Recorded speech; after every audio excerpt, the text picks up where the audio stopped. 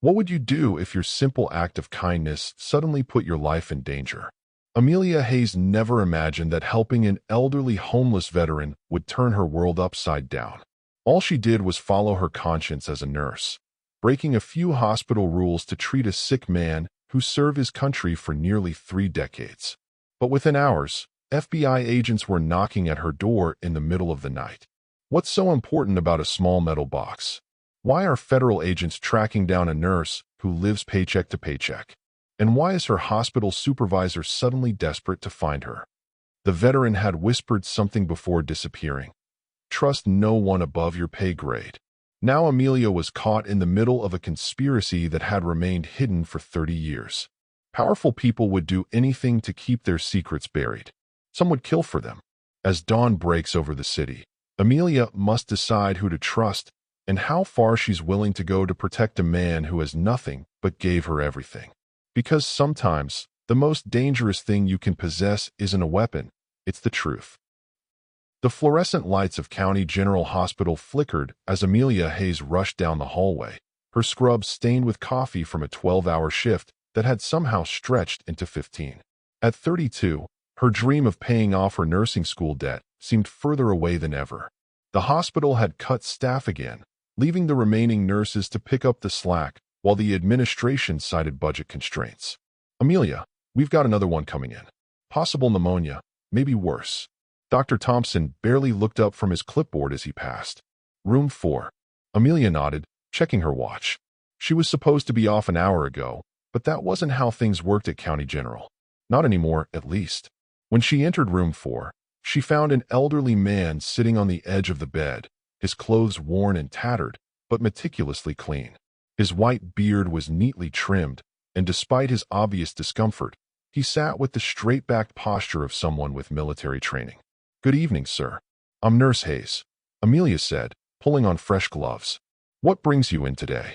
The man looked up, bright blue eyes sharp and clear despite his weathered face. "Name's James Harrington. Sorry to trouble you, ma'am. Been having some chest pain for a few weeks now. Started coughing up blood this morning." Amelia's professional concern deepened. "That's definitely something we need to look at right away. Do you have your insurance information with you, Mr. Harrington?" James looked down at his worn boots. "I'm afraid not. Been living at the shelter since my apartment building was condemned last year. VA benefits got tangled up in some paperwork mess." He coughed, a deep, rattling sound that confirmed Amelia's concerns. Hospital protocol was clear.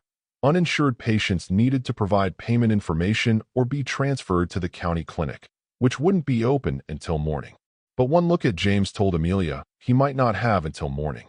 "Let me take your vitals first," she said, already wrapping the blood pressure cuff around his arm. "How long did you serve, Mr. Harrington?" 27 years.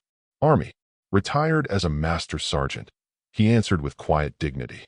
"Served in Vietnam, Desert Storm. All over, really."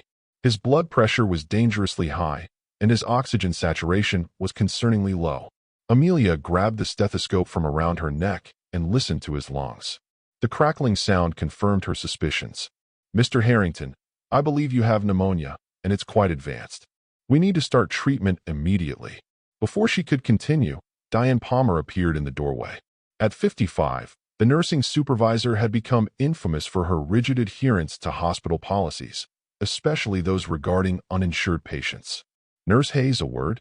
Her voice was sharp enough to cut glass. In the hallway, Diane crossed her arms over her expensive silk blouse. "You know the protocol. If he can't pay and it's not immediately life-threatening, he needs to be referred to the county clinic. He's a veteran with severe pneumonia," Amelia protested. "His oxygen levels are in the 80s. He needs 4 antibiotics and monitoring. And who's going to pay for that?" Diane raised an eyebrow. "The hospital board is cracking down on charity cases. We're not a free clinic." Amelia's exhaustion gave way to anger. "He served our country for nearly 3 decades. And that's very admirable," Diane replied, not sounding admiring at all. "But the VA exists for a reason. If they've denied him coverage, that's between him and the government. We have protocols to follow." When Diane finally walked away, Amelia stood in the hallway, fists clenched. The hospital had changed so much in the 5 years she'd been there. What had once been a place of healing now seemed more concerned with profit margins and quarterly reports. Making a decision that could cost her job, Amelia returned to room 4 and closed the door behind her. "Mr. Harrington, I'm going to help you." She pulled out her phone and began taking photos of his symptoms, documenting everything. "I need to create a record of your condition now, so there can be no question about the medical necessity of your treatment." The elderly veteran looked at her with confusion. "Nurse Hayes, I don't want you getting into trouble on my account." "Don't worry about that." Amelia smiled, already preparing in 4-line. "I became a nurse to help people, not to follow protocols that harm them." Over the next hour, Amelia worked quickly, drawing blood samples for cultures, starting antibiotics that she signed out under another patient's name who had been discharged, and hooking James up to oxygen. She documented everything meticulously but separately from the official records. If questioned, she could present evidence of medical necessity. As James's color improved, he watched her with growing awareness. "You're risking your job for a stranger." "I'm doing my job for a patient," Amelia corrected, checking his 4. "And you're not just any patient. You served this country for nearly 30 years. James fell silent for a moment before speaking again. "You remind me of the combat nurses I knew in Vietnam. Tough as nails when it mattered." He coughed again, but it sounded less severe.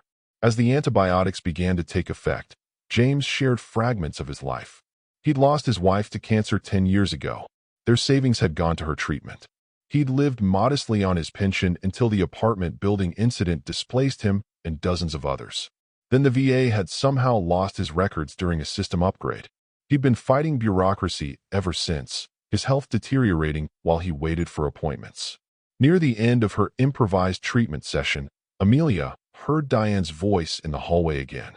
Acting quickly, she disconnected the 4 but left the catheter in place. "I need to make this look like I'm just doing an initial assessment. If anyone asks, you just got here, understand?" James nodded, instantly slipping into the role of someone who had just arrived, hunching over slightly and accentuating his cough when the door opened. Diane poked her head in. "Amelia, your shift ended 2 hours ago. Dr. Reynolds is taking over the intake now." "Just finishing up with Mr. Harrington," Amelia replied calmly. "I'll update the charts before I go." After Diane left, Amelia quickly gave James instructions. "The 4 catheter is still in your arm. Tell Dr. Reynolds about your symptoms exactly as you told me. The blood work I've ordered will confirm the pneumonia, and he'll have no choice but to admit you." James looked at her with gratitude that made her uncomfortable. She was only doing what any decent healthcare provider should do. "I don't know how to repay you," he said quietly. "Just get better, Mr. Harrington. That's all the payment I need." James reached into his worn jacket pocket and pulled out a small metal box, about the size of a deck of cards. It looked old, possibly military issue, with a simple latch keeping it closed. "Take this," he said, pressing it into her hand. "It's not worth much to anyone else, but it means something to me. Had it since my first tour. Consider it a token of appreciation from an old soldier." Amelia tried to refuse, but the look in James's eyes stopped her. This wasn't just a gift, it was a matter of dignity for him. To refuse would be to deny him the one thing he could still give, gratitude. "Thank you," she said finally, slipping the box into her scrubs pocket. "Now remember what I told you about your symptoms." As she gathered her belongings in the staff lounge, exhaustion finally caught up with her. Her small apartment was a 30-minute bus ride away, and all she wanted was a hot shower and sleep. The metal box felt heavy in her pocket, a physical reminder of the risks she'd taken tonight. On her way out, she passed Dr. Reynolds heading toward room 4 and felt a surge of relief. Reynolds was one of the good ones. Once he saw James's condition and the blood work, he would make sure the veteran got proper care. The night air was cool against her face as she stepped outside. The hospital parking lot was nearly empty, just a few cars belonging to the night shift staff. Amelia headed toward the bus stop, the weight of the day finally lifting from her shoulders. She had no way of knowing that her simple act of compassion had set in motion events that would change her life forever. The small metal box in her pocket, seemingly insignificant, would soon draw the attention of people far more powerful than Diane Palmer. By this time tomorrow, Amelia Hayes would find herself at the center of a decades-old secret that certain people would do anything to keep buried. But for now, as she boarded the nearly empty bus, all she felt was the quiet satisfaction of having done the right thing for James Harrington, a man who had served his country only to be forgotten by the very systems meant to support him. The bus pulled away from the curb, carrying Amelia toward home and a few hours of rest before her next shift. In her pocket, the metal box lay silent, its secrets still contained, waiting for the moment when everything would change. The lock on Amelia's apartment door had been sticking for months. She made a mental note to call the landlord again as she jiggled her key, balancing a grocery bag in her other arm. After leaving the hospital, she had stopped at the 24-hour market to grab essentials: bread, eggs, and the cheapest coffee that still tasted like coffee. Inside her one-bedroom apartment, the silence was a welcome relief after the constant noise of the hospital. Amelia set the groceries on her small kitchen counter and rolled her shoulders, trying to ease the tension that had built up over her extended shift. The digital clock on her microwave read 11:24 p.m. She had to be back at the hospital by 7 a.m. As she put away her meager groceries, her hand brushed against the metal box in her pocket. She had almost forgotten about James Harrington's gift. Amelia pulled it out and examined it more carefully under the harsh kitchen light. The box was military green, with faded lettering that might have once been a name or serial number. The metal was scratched and dented, but the small latch seemed intact. Curiosity got the better of her exhaustion. Amelia carefully opened the latch and lifted the lid. Inside was a folded piece of paper, yellowed with age, and underneath it, what looked like a small flash drive, surprisingly modern compared to the aging box. "What did you give me, Mr. Harrington?" she muttered, unfolding the paper. The note was brief, written in a steady hand. "If you're reading this, you've shown kindness to an old soldier who has few friends left. What's in this drive is more valuable than gold to the right people, and more dangerous than dynamite in the wrong hands. Trust no one at County General above your pay grade.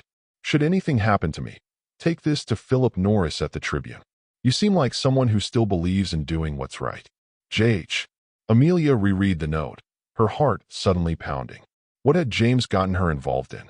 Her first instinct was to throw the box and its contents away, to pretend she'd never received it. She had student loans to pay, rent due in a week, and couldn't afford to lose her job over whatever this was. But something stopped her. The image of James sitting on that hospital bed, dignified despite his circumstances, trying to navigate a system that had forgotten him. He had trusted her, and now he was asking for her help. "This is crazy," she whispered to her empty apartment. But she carefully folded the note and placed it back in the box, along with the drive. Too tired to think clearly, Amelia decided to shower and sleep on it. Whatever was on that drive could wait until morning when she could think straight. She locked the box in her small fire safe, where she kept her passport and a few family mementos, and headed to the bathroom. The hot water helped ease some of the tension from her muscles, but not the questions swirling in her mind. By the time she changed into her worn pajamas and crawled into bed, exhaustion won out over curiosity, and she fell into a deep sleep. The insistent knocking woke her with a start. Amelia sat up, disoriented, and checked the time. 3:17 a.m. The knocking came again, more forceful this time, followed by a male voice. "Ms. Hayes? FBI. We need to speak with you." Amelia froze. FBI? At her apartment? At 3 in the morning? Her first thought was that somehow Diane Palmer had reported her for using hospital resources to treat James. But that wouldn't involve the FBI. "Ms. Hayes, we know you're in there. This is urgent." Moving on autopilot, Amelia pulled on a robe over her pajamas and approached the door cautiously. Through the peephole, she could see two men in suits, holding up badges. "How do I know you're really FBI?" she called through the door. "My name is Special Agent Theo Rivera," the man closest to the door replied. "My partner is Special Agent Anthony Blackwood. You can call and verify our credentials with the local field office, but we're here about James Harrington and what he gave you earlier tonight." Amelia's blood ran cold. How could they possibly know about the box already? With shaking hands, she put the chain on the door and opened it as far as the chain would allow. The two men standing in the hallway looked exactly like FBI agents from TV shows. Neatly pressed suits, serious expressions, and an air of authority. The shorter one, who had olive skin and a close-cropped beard, held up his badge again so Amelia could examine it. "Ms. Hayes, I understand this is unusual, but we need to talk about the veteran you treated tonight. May we come in? This corridor isn't secure." Something in his tone made Amelia believe he was genuine. She closed the door, removed the chain, and let them in, acutely aware of her mismatched pajamas and the general disarray of her small apartment. "I'm sorry for the hour," Agent Blackwood said. He was taller than his partner, with dark skin and a shaved head. "But time is critical. James Harrington was admitted to County General tonight with pneumonia, and you were the attending nurse, correct?" "Yes," Amelia answered, crossing her arms. "How do you know that? And why does the FBI care about a homeless veteran?" The agents exchanged glances. "Ms. Hayes, James Harrington isn't just any veteran," Agent Rivera said. "Until tonight, he was believed to be deceased. He disappeared from official records 30 years ago after uncovering something that certain powerful people wanted to keep hidden." Amelia thought about the note and the flash drive, now secured in her safe. "I don't understand. He seemed like a normal, elderly veteran to me. Maybe a bit more dignified than most, but—" "He gave you something," Agent Blackwood interrupted. "A metal box. We need to know if you've opened it."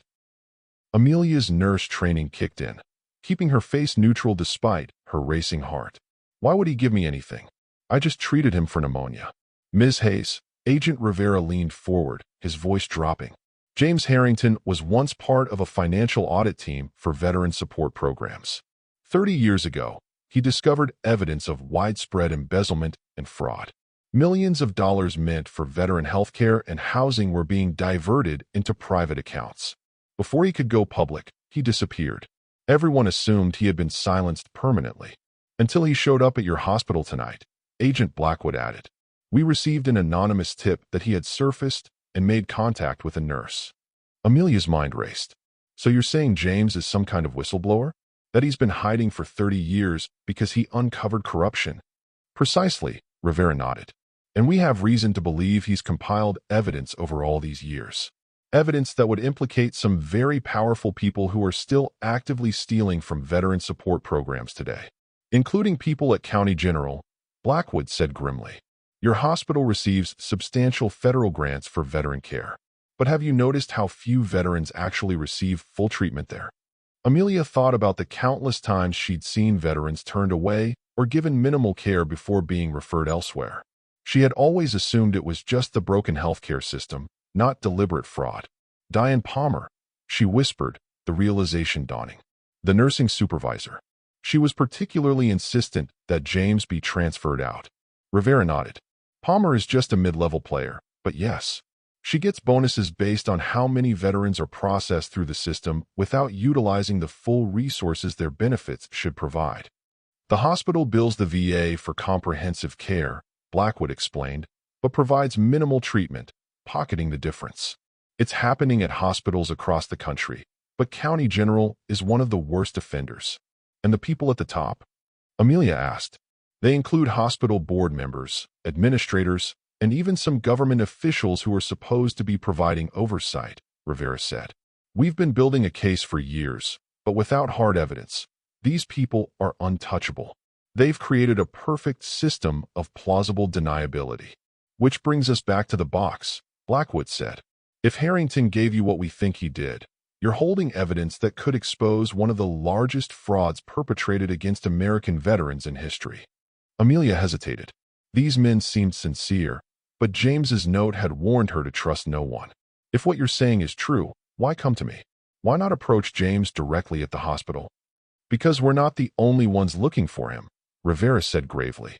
"The people involved in this fraud have their own operatives. As soon as James was identified at County General, multiple parties were alerted. We're trying to reach him before they do. So he's in danger," Amelia said, her concern for her patient overriding her caution.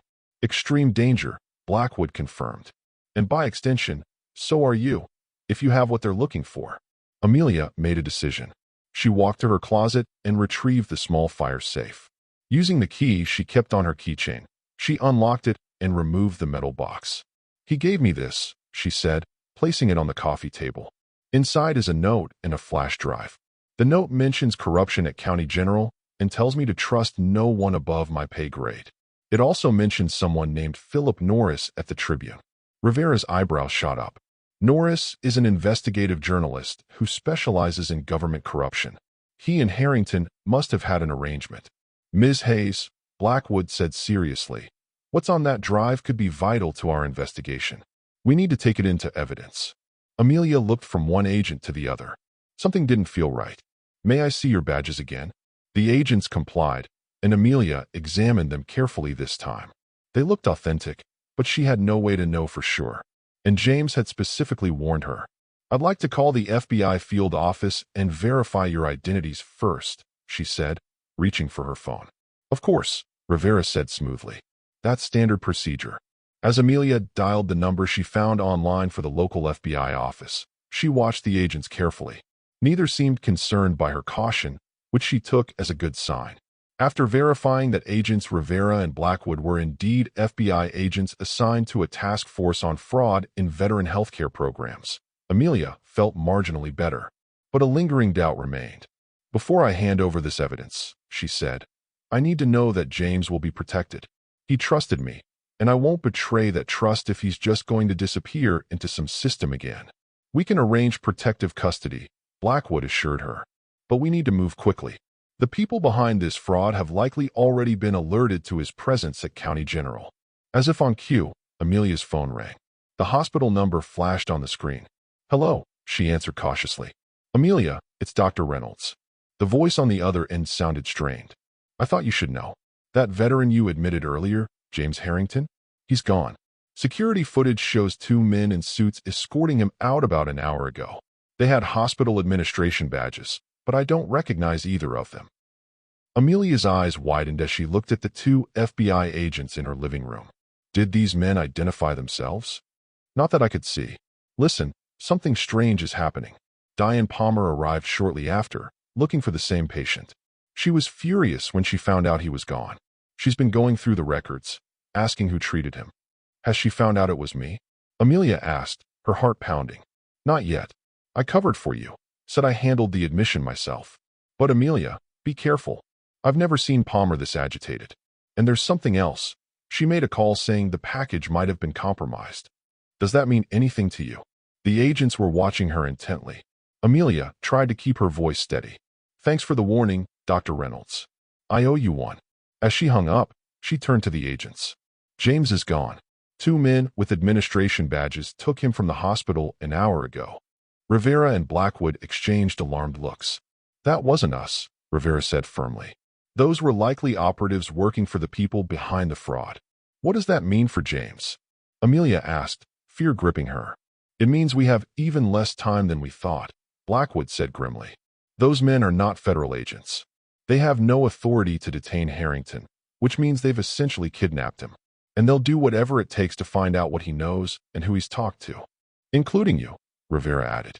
Ms. Hayes, I know this is a lot to process, but right now, that flash drive might be the only leverage we have to ensure Harrington's safety. We need to know what's on it. Amelia looked at the small metal box, thinking about James and his quiet dignity. He had trusted her with something important, something people were willing to kidnap for. If she handed it over to the FBI, would she be honoring that trust or betraying it? But the agent's concerns seemed genuine, and if James really had been taken by people connected to this fraud, he was in serious danger. The FBI might be his only hope. All right, she said finally, picking up the box. But I'm not giving you the drive until I know exactly what's on it. And I want to be involved in finding James. The agents nodded in agreement. As Amelia opened the box and removed the flash drive, she had no way of knowing that her life was about to change forever, or that within hours, the corruption at County General would be exposed to the world in a way that would send shockwaves through the entire veteran healthcare system. Let's see what James wanted the world to know, she said, moving to her laptop. Whatever secrets the drive contained, Amelia was now committed to seeing this through, not just for James, but for all the veterans who had been betrayed by the very system meant to help them. With the FBI agents watching over her shoulder, she inserted the flash drive into her laptop, and the screen filled with folder after folder of documents, each meticulously labeled with dates going back 3 decades. The files on James Harrington's flash drive painted a damning picture.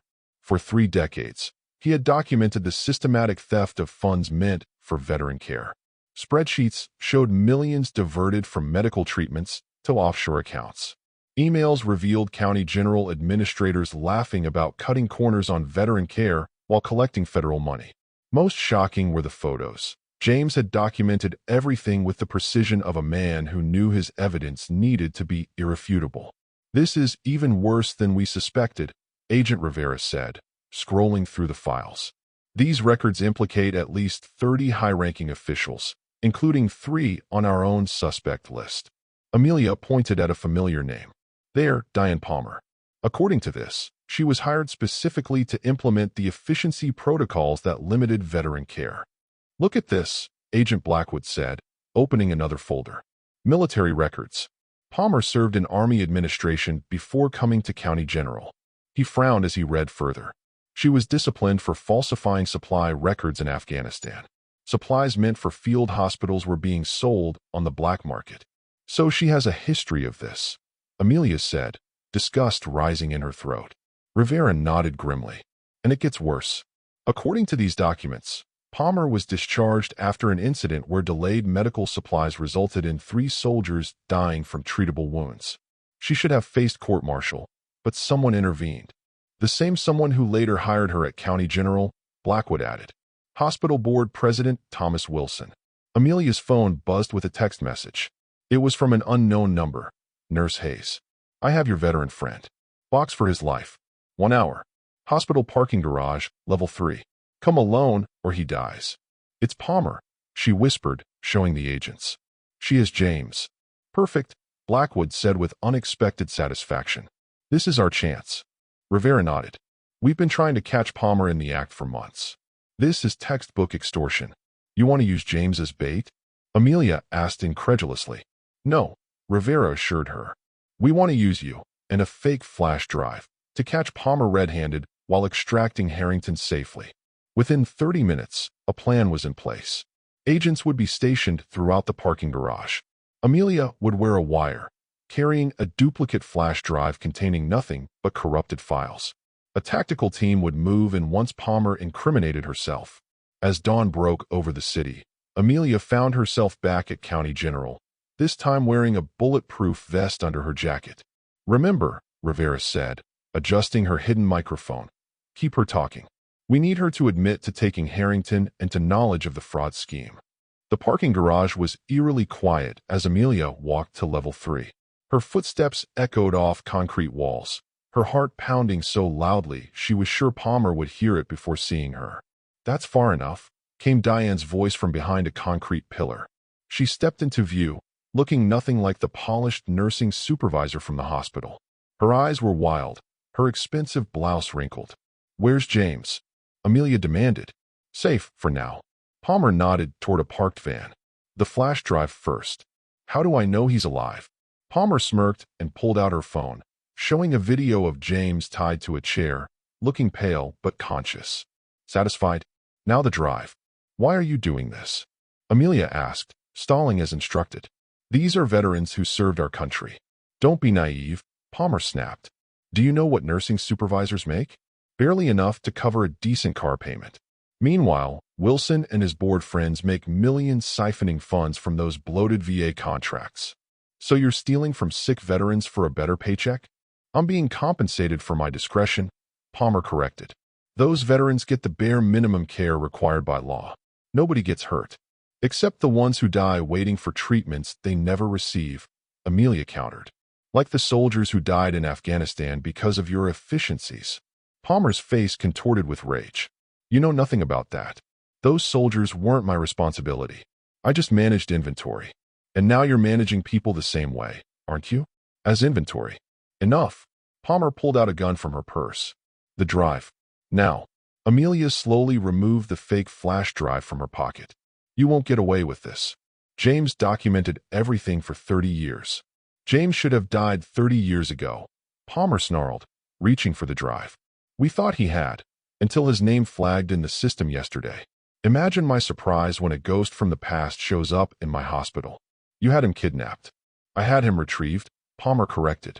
"Just like I retrieved that metal box from your apartment while you were busy talking to those FBI agents." Amelia's blood ran cold. "What?" Palmer laughed. "Did you think we wouldn't have contingency plans? My associates searched your apartment while you were distracted. We have the original drive. This whole meeting is just to tie up loose ends." She raised the gun higher. Both of you. Suddenly, James's voice rang out from behind a nearby car. You missed something important, Diane. The elderly veteran stepped into view, looking frail but determined, supported by Agent Blackwood. How did you? Palmer swung her gun toward James. Drop your weapon, shouted Agent Rivera as FBI agents emerged from hiding places throughout the garage. Federal agents. In that split second of chaos, Palmer made her choice. She turned back toward Amelia and fired. Time seemed to slow as Amelia felt the impact against her chest, the bulletproof vest absorbing the shot, but the force knocking her backward. She heard more shouts, another gunshot, and Palmer's scream of pain as agents subdued her.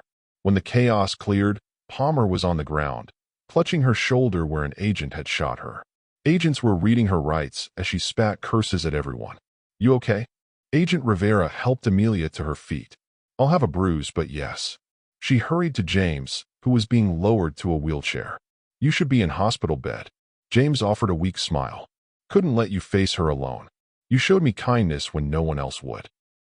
Over the next few hours, the full story emerged. After being taken from the hospital, James had managed to activate a hidden emergency beacon he'd carried for decades. FBI agents monitoring for the signal had rescued him from Palmer's associates just before dawn. The investigation moved quickly. Palmer's confession in the parking garage, combined with James's meticulously documented evidence, provided everything needed for arrests. By nightfall, Thomas Wilson and 12 other hospital administrators were in custody. Federal agents were executing warrants at facilities across the country. 1 week later, Amelia sat beside James's hospital bed in a different facility, one where he was receiving proper treatment. His color had improved dramatically. They're offering me a job, Amelia told him. Director of the new Veterans Care Oversight Program at County General. Apparently, they need someone with demonstrated ethical judgment. You'll be perfect, James said with pride. Someone needs to make sure this never happens again. What about you? The FBI mentioned witness protection. James shook his head. I'm done hiding. 30 years is enough. Besides, someone needs to testify against Palmer and Wilson. He took her hand. What you did, risking your job, your safety, it matters. I just did what was right, Amelia said. That's exactly what makes it extraordinary, James replied. In a world where people like Palmer choose greed, you chose compassion. That's the rarest thing of all. As Amelia left the hospital that evening, now wearing the badge of a department director rather than a staff nurse, she reflected on how quickly life could change. One act of kindness toward an elderly veteran had exposed decades of corruption and transformed her own circumstances in ways she never could have imagined. Sometimes, she realized, doing the right thing did come with its own rewards after all.